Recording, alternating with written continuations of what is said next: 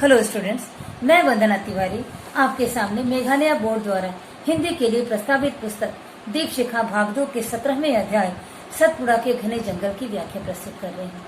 अगर आपको मेरा प्रयास पसंद आता है तो चैनल को लाइक और सब्सक्राइब का बटन दबा लें, जिससे आपको आगे आने वाले नोटिफिकेशन का पता चल ले और मेरा प्रयास सफल हो।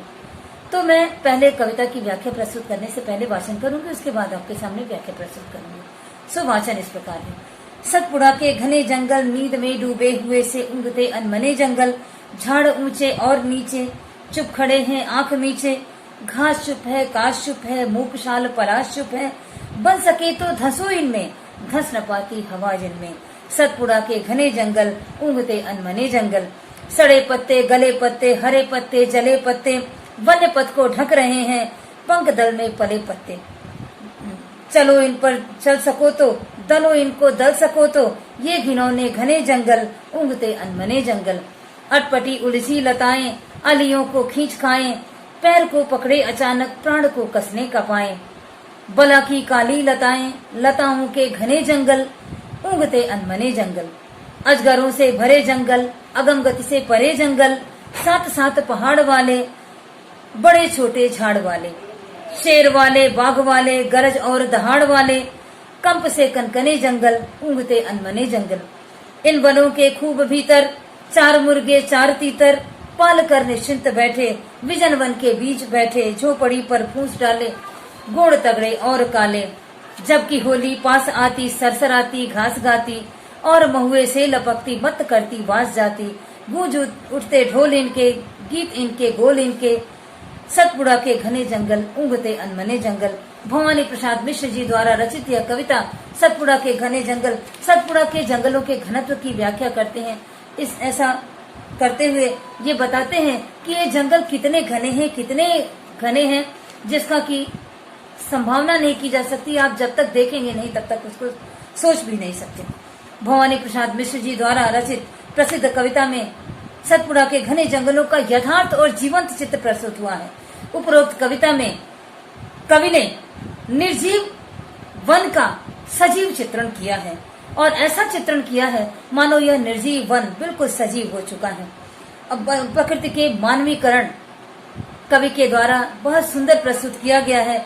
कवि को ऐसा महसूस होता है मानो ये वन निर्जीव नहीं, बल्कि उनका मानव की तरह, उनका विचार, सोच, उनका सब कुछ मानव की तरह हो गया है। इसलिए इस कविता के अंदर मानवीकरण अलंकार के बारे में भी कहा जा सकता है कि यह मानवीकरण अलंकार का स्पष्ट उदाहरण है। इन्होंने प्रस्तुत किया है कि मानो जंगल के सभी जितने भी जंगल का जीवन है, जंगल के जितने भी अवयव हैं, जितना जीवन है, सभी एक एक अंग की तरह जीवंत हैं। सारे अवयव जीवंत अंगों की तरह जीवित हैं। और कवि कहते हैं कि सतपुड़ा के घने जंगलों को देखकर ऐसा प्रतीत होता है कि मानो वहाँ चैतन्य अवस्था तो होती ही नहीं है, सारा जंगल नींद में डूबा हुआ प्रतीत होता है। कवि को जंगल की घनत्व को वर्णन करने में ऐसा अनुभव होता है कि मानो पूरा जंगल हमेशा सोया रहता है, कभी वो जागता नहीं है। ऐसा उन्हें ऐसा इसलिए लगता है क्योंकि पूरा का पूरा जंगल, सूर्य की रोशनी नीचे तक नहीं पहुंचती है, और लगता है कि सारा जंगल हमेशा सोया रहता है, क्योंकि जब सूर्य की रोशनी नीचे तक पहुंचेगी नहीं तो नीचे के पेड़ पौधे और सारे जीव सोए रहते हैं। ऐसा लेखक को लगता है कि ये सारे पेड़, पूरे सतपुड़ा के वन प्रदेश के जितने भी पेड़ हैं, वो सारे उगते हुए से प्रतीत होते हैं, क्योंकि ऊंचे ऊंचे वृक्ष जो शाल और पलाश हैं, ये सभी चुपचाप एकदम मौन खड़े रहते हैं। और तेज धार वाली पत्तियां भी जो पत्तों की होते हैं, पौधों की होती हैं, वो सारे तेज घास वाले पौधे भी चुपचाप खड़े रहते हैं।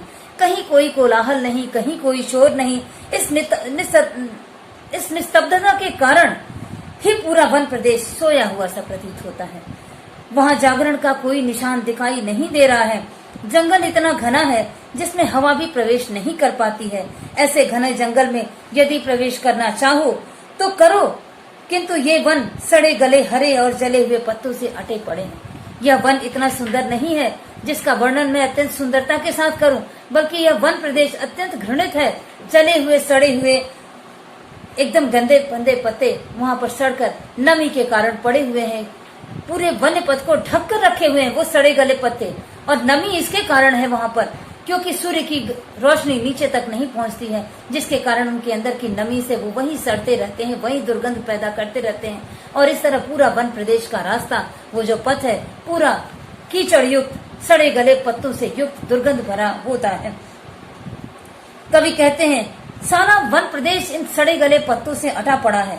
रास्ता इतना साफ नहीं है कि आप आसानी से प्रवेश करें और वनों के घनत्व को और वनों की सुंदरता को आप निहार सके, बल्कि इस वन के अंदर प्रवेश करना बड़े साहस की बात है, क्योंकि सड़े गले सारे गंदे पत्तों से युक्त पूरा वन प्रदेश को ये पत्ते ढक कर रखते हैं और दुर्गंध से भरे हुए हैं। इसलिए कवि कहते हैं कि सूर्य की किरणें कभी यहाँ पहुंचती नहीं है, जिसके कारण पूरा वन प्रदेश ये पंकिल हुआ रहता है, अर्थात कीचड़ युक्त हुआ रहता है।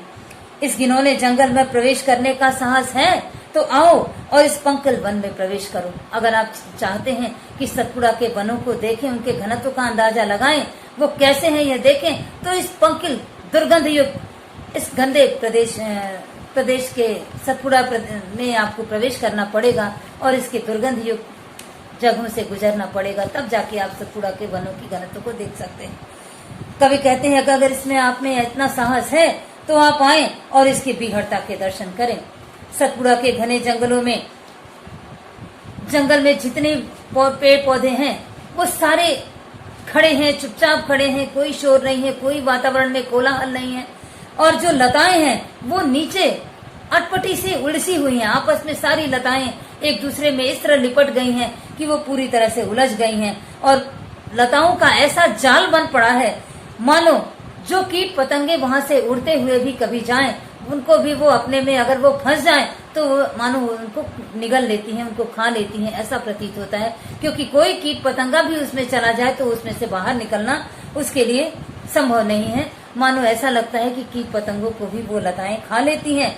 और यदि उन लताओं पर आपके पैर पड़ जाएं तो इतना कसकर पकड़ लेंगी कि भय के मारे मानो आपके प्राण ही निकल जाएंगे। इतने घनत्व है, इतना वन प्रदेश में इतनी लताएं उलझी हुई है कि एक कदम आप आगे डालें और लताओं के बीच में आप पूरी तरह से उलझ कर रह जाएंगे और उसमें से निकलने में आपको पूरी तरह से आप भयातुर हो जाएंगे, मानो प्राण ही निकल जाएंगे, ऐसा कवि का वर्णन है। कवि आगे कहते हैं कि काली काली लताओं से भरे हुए जो जंगल है, जो हमेशा कवि को निद्रित अवस्था में ही प्रतीत होती है। क्यों निद्रित अवस्था में प्रतीत होती है?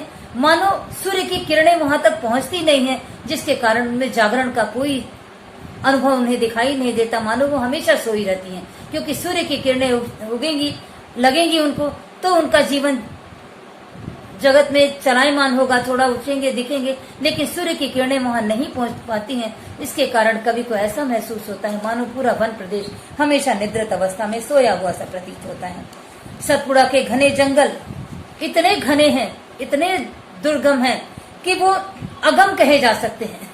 कवि ने उनको अगम कहा है। अगम अर्थात जहाँ कहीं जाया, जिस स्थान पर कभी जाया ना जा सके। तो कवि को सतपुड़ा के घने जंगल अगम दिखाई देते हैं और गति से परे हैं, जहाँ पर लोगों का चलना आना जाना भी होता ही नहीं है।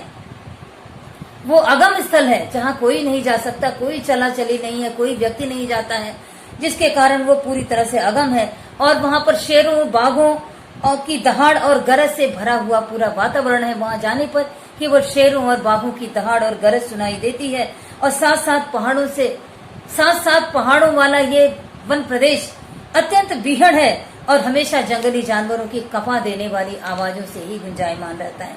और वहाँ हमेशा इस तरह की भयभीत कर देने वाली आवाजें ही सुनाई देती हैं, शेरों और बाघों की आवाजें सुनाई देती हैं। कवि कहते हैं कि इस भयंकर वन प्रदेश के अंदर प्रवेश करने पर आप देखेंगे कि वहाँ जीवन के नाम पर जंगली जानवर हैं और उस प्रदेश में रहने वाले गौड़ जाति के लोग हैं, जो कि वहाँ वन में चुपचाप पड़े रहते हैं।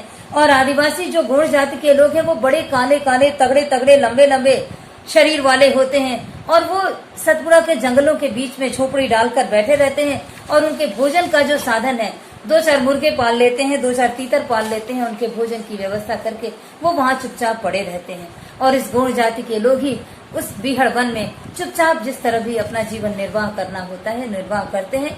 और वो जीवन निर्वाह करते करते जब होली का मौसम आता है, तो कवि कहते हैं कि जब होली का मौसम आता है तो वहाँ का वातावरण थोड़ा बदल जाता है और बदलते हुए वहाँ का वातावरण अत्यंत मधुर हो जाता है। और मधुरता कैसी मधुरता होती है कि वो जो हवा होती है जंगलों के बीच से जब सरसराहट के साथ बसंत की हवा जब चलने लगती है तो सारे पत्ते सरसराहट की आवाज के साथ मानो उसमें एक अजीब सुंदर संगीत बजने लगता है। सरसराहट की संगीत के साथ सारे पत्तों में से स्वर आने लगते हैं और महुए का जो फल है जो वो अत्यंत सुगंधित होता है, महुए का फल, वो महुए के फल की जो खुशबू है उस हवा के साथ वातावरण में मिलकर पूरी तरह फैल जाते हैं और महुए की मधुमत सुगंध से वहाँ का वातावरण बिल्कुल नशीला हो जाता है।